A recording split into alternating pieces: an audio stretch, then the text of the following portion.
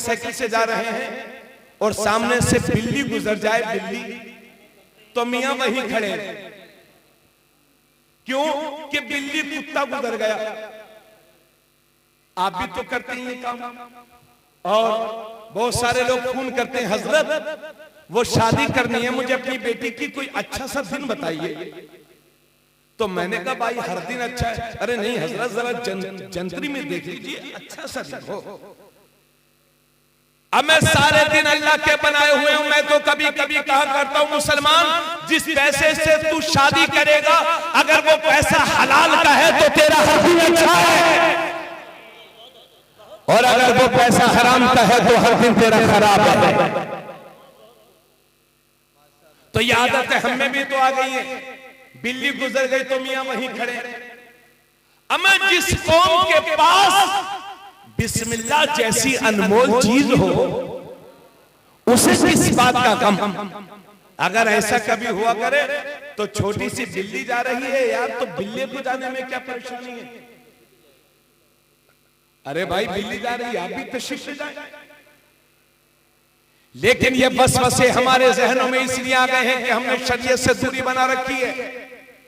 तवज्जो चाहूंगा और सुन मेरी बहन, आज नारा लगता है बेटी को सम्मान दो, नारी को सम्मान दो, बेटी पढ़ाओ, बेटी बचाओ।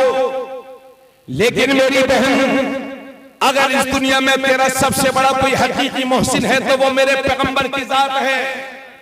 सुनो मेरे नबी की हदीस, तिरमिज़ी शरीफ जिल्द सानी, अल्लाह के नबी फरमाते हैं, मन काना लहू सलासु बनात औ सलासु अखबात औ इब्नतान औ उख्तान फअहसन सुहबतहुन्ना वत्तक़ल्लाह फीहिन्ना फलहुल जन्नह। अल्लाह के नबी फरमाते हैं कि अल्लाह ने जिसे 3 बेटियां दी, या 3 बहनें दी, या 2 बेटियां दी, या 2 बहनें दी, और उसने अपनी बहनों के साथ, अपनी बेटियों के साथ अच्छा सुलूक किया, उनके हुकूक अदा कर दिए, उनका ख्याल रखा, तो नबी फरमाते हैं फलहुल जन्नह, उस शख्स के लिए जन्नत है। और से सुनिए, अल्लाह के नबी फरमाते हैं मनी दुनिया बिशैइन मिनल बनात फसबर अलैहिन्ना कुन्ना लहू हिजाबम मिनन नार। अल्लाह ने जिसे बेटियां दी और उसने अपनी बेटियों पर सब्र किया, तो क़यामत के दिन उसकी ये बेटियां उसके लिए जहन्नम से पर्दा बन जाएंगी। यानी बाप के अमाल तो इस काबिल होंगे कि जहन्नम में जाएं, लेकिन ये हमारी बेटियां हमें बचा लेंगी, हमारी बहनें हमें बचा लेंगी।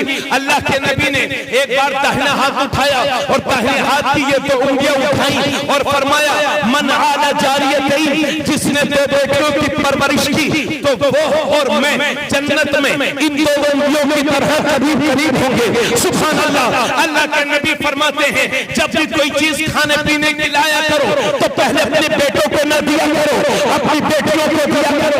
खुद मेरे नबी जब कभी तशरीफ फरमा होते और इतने में हजरत फातिमा आ जाती तो मेरे नबी अपनी गद्दी से उठ करके खड़े हो जाते थे और अपनी बेटी सैयदा फातिमा ज़हरा का इस्तेकबाल किया करते थे। ये है नारी का सम्मान, ये है औरतों की इज्जत जो पैगंबर इस्लाम ने दी है। अभी 8 महीने पहले, 8-9 महीने पहले मैंने एक अखबार में पढ़ा था कि भारत का सुप्रीम कोर्ट ये कहता है कि जिस तरह से बाप की जायदाद में उसके बेटों का हक है, इसी तरह से उसकी बेटियों का हक है।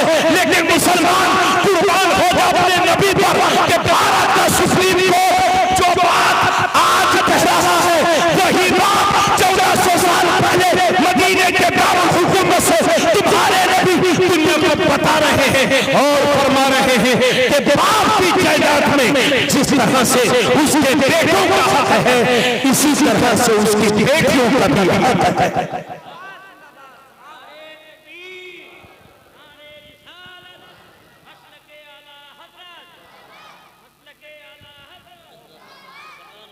लेकिन देते हो बेटियों का हक, देते हो आप।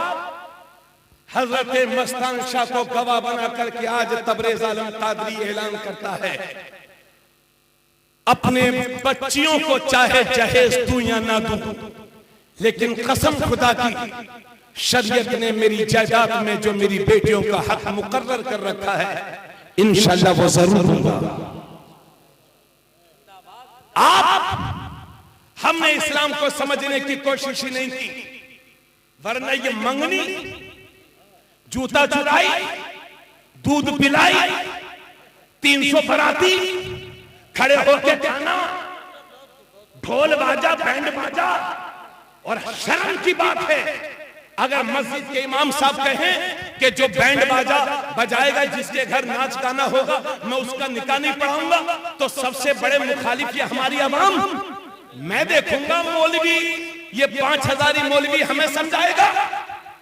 ऐसे मौलवी तो मेरी जेब में रहते हैं। अरे बिगड़े हुए शेख, कान खोल के सुन ले, तेरी पिछली 7 नस्लें मिलकर के भी और अगली 7 नस्लें मिलकर के भी 10-5 कुर्ते पजामा तो खरीद सकते हैं, मगर एक आलिम रब्बानी की ज़बान नहीं खरीद सकते। अरे जोर से बोलो सुभान अल्लाह।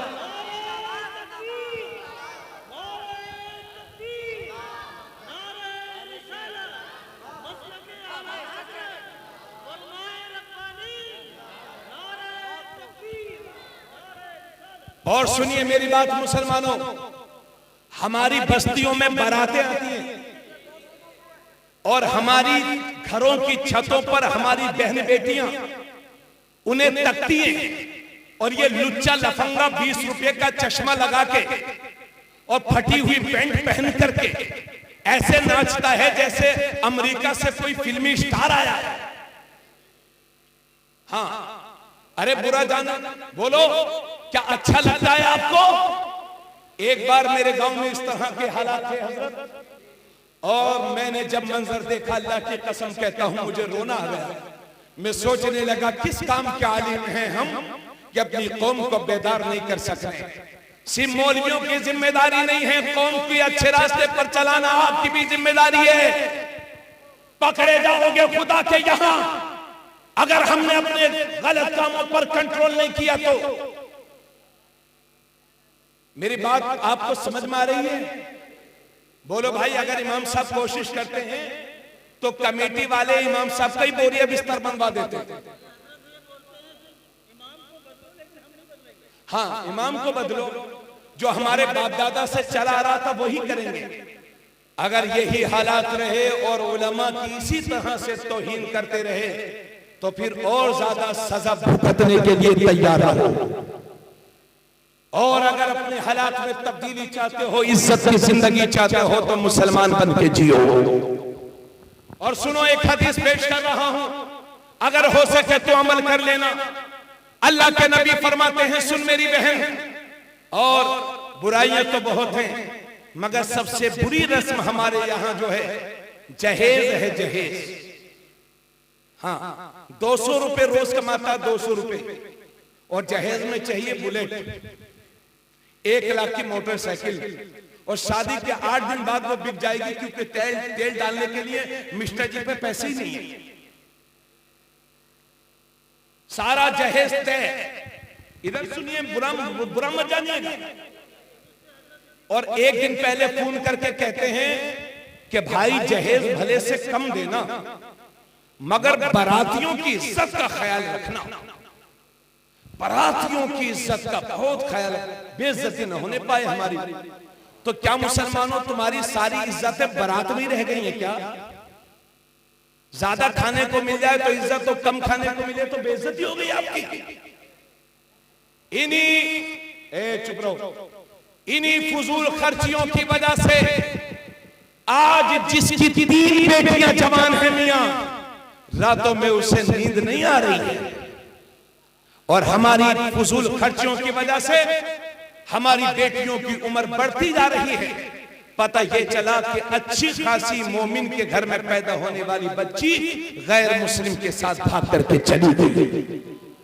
अगर कौम की एक बेटी गई है तो ये मत समझना कि उसकी गई है।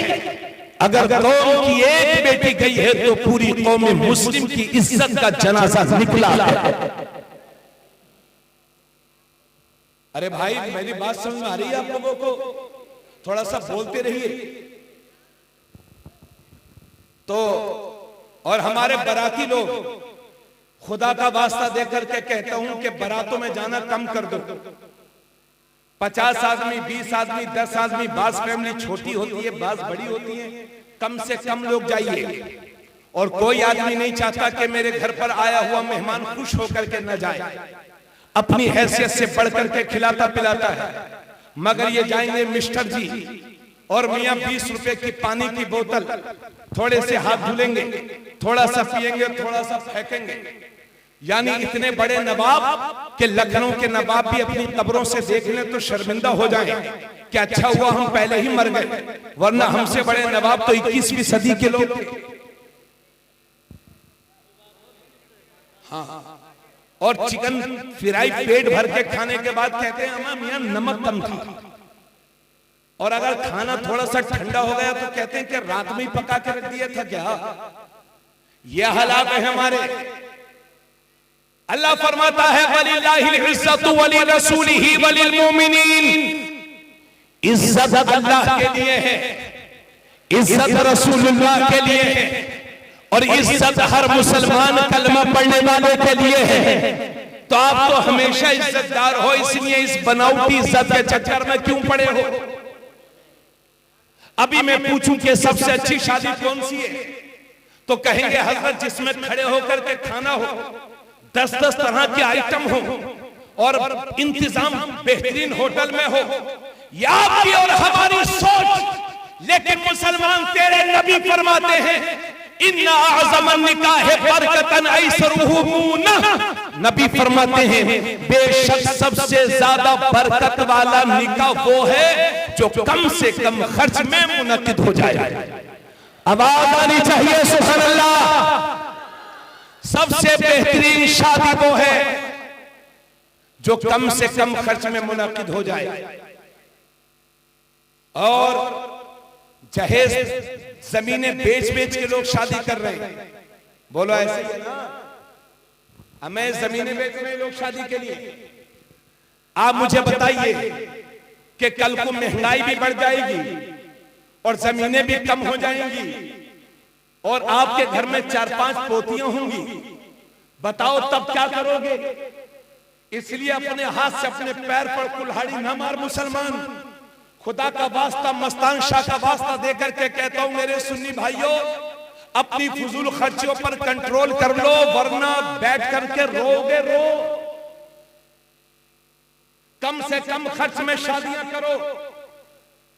और अमीरों से गुजारिश करूंगा, ये मेरे सेठ जी आपके पास पैसा है तो खुदारा इतना खर्च ना करो कि गरीब अपने जज्बात से खेल जाए। अगर अल्लाह ने नवाजा है और ये अमीर लोग कम खर्च में शादी करेंगे तो इन्हें देख करके गरीब लोग भी कम खर्च में शादी कर लेंगे। और ये मत सोचना कि मेरी लड़की की शादी हुई थी तो 10 लाख उठे थे, अब मेरे लड़के की होगी तो समझी के 15 लाख उठवाऊंगा। अम्मा मियां आज आप दूसरे के लिए अच्छा सोचो, कल तुम्हारे लिए भी अच्छा सोचने वाला मेरा रब पैदा फरमा देगा। हमारे उस्मान हरूनी साहब आए हुए हैं, उनसे माजरत चाहूंगा कि आपको भी वक्त दिया जाए। आप ही का वक्त है, लेकिन मेरी कोशिश है कि कौम में कुछ सुधार आ जाए। और सुनिए एक बात, तिरमिज़ी शरीफ की हदीस सुनो। अल्लाह के नबी फरमाते अअलिनु हाज़ा निकाह वजअलूहु फिल मसाजिद। नबी फरमाते हैं निकाह को ऐलान करके करो और निकाह को मस्जिदों में मुनक़्क़िद किया करो। बोल दो सुभान अल्लाह। मस्जिदों को निकाह को कहां करो? अरे बोलो भाई, मस्जिदों में निकाह करो। मगर हाय रे शरीयत से दूरी का नतीजा, अगर आज किसी का निकाह मस्जिद में होता है तो आपस में चर्चा होती है कि बहुत गरीब लड़का था क्या। और ये भी मसला सुन लो, अगर निकाह को यहां कराएगा यहां हो जाएगा, लखीमपुर के होटल में कराएगा वहां हो जाएगा, शराइत पालिए जाए छप्पर के नीचे कराएगा वहां हो जाएगा। लेकिन सुन्नत रसूल ये है, तुम्हारे नबी की रूह पुकार पुकार करके कह रही है निकाह को मस्जिदों में मुनक़्क़िद किया करो, क्योंकि जब निकाह मस्जिद में होगा तो उसके 3 फायदे होंगे। सबसे बड़ा फायदा यह होगा कि अक्सर लोगों का निकाह जिंदगी में एक बार होता है, बार बार नहीं। तो हुजूर फरमाते हैं इस निकाह को मस्जिदों में करो, क्योंकि जब तुम्हारा निकाह मस्जिद में होगा तो तुम्हारे निकाह में कोई नापाक शामिल नहीं होगा, सिर्फ पाक लोग शामिल होंगे। बोलो सुभान अल्लाह। और निकाह के बाद जो हजारों रुपयों के पटाखे फूटे जाते हैं वो नहीं फूटेंगे। और तीसरी बात, निकाह के बाद जब काज़ी इस्लामिया निकाह पढ़ाने वाला दुआ करता है मस्जिद में, तो हदीस में लिखा है मुसलमानों की दुआओं के साथ साथ अल्लाह के फरिश्ते भी आमीन कहा करते हैं। इसलिए आज फिर हजरत मस्तान शाह को गवाह बना करके तबरेज़ आलम कादरी ऐलान करता है कि इंशाअल्लाह जहां तक मेरे खानदान में मेरी चलेगी, अपनी बच्चियों के निकाह इंशाअल्लाह मस्जिदों में कराऊंगा। बोलो सुभान अल्लाह। नौजवानों